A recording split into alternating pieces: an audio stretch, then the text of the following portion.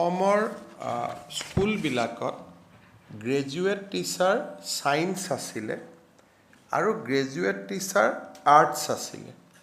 কিন্তু আমি এটা অনুভৱ কৰিছোঁ যে স্কুলসমূহত যদি অংকৰ এজন শিক্ষক নাথাকে তেতিয়াহ'লে শিক্ষা ব্যৱস্থাটো শক্তিশালী হ'ব নোৱাৰে।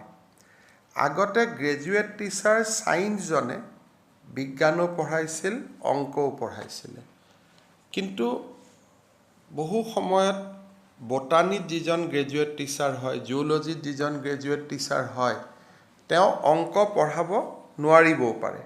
সেইকাৰণে আজি আমাৰ কেবিনেটে অসমত গ্ৰেজুৱেট টিচাৰ মেথছ বুলি এটা নতুন শিক্ষকৰ পদ সৃষ্টি কৰিছে আৰু এই গ্ৰেজুৱেট টিচাৰ মেথছত আমি ১৭৬৬ গৰাকী শিক্ষক শিক্ষয়িত্ৰীক নিযুক্তি দিয়াৰ বাবে সিদ্ধান্ত লৈছোঁ। অৰ্থাৎ ইয়াৰ ফলত যিসকলে মেথছত অনাৰ্ছ লৈ বা মেথছত মেজৰ লৈ পাছ কৰিছিল তেনেকুৱা ১৭৬৬জন যুৱক যুৱতীৰ নিয়োগৰ সুবিধাও মুকলি হ'ব আৰু সমান্তৰালভাৱে আমাৰ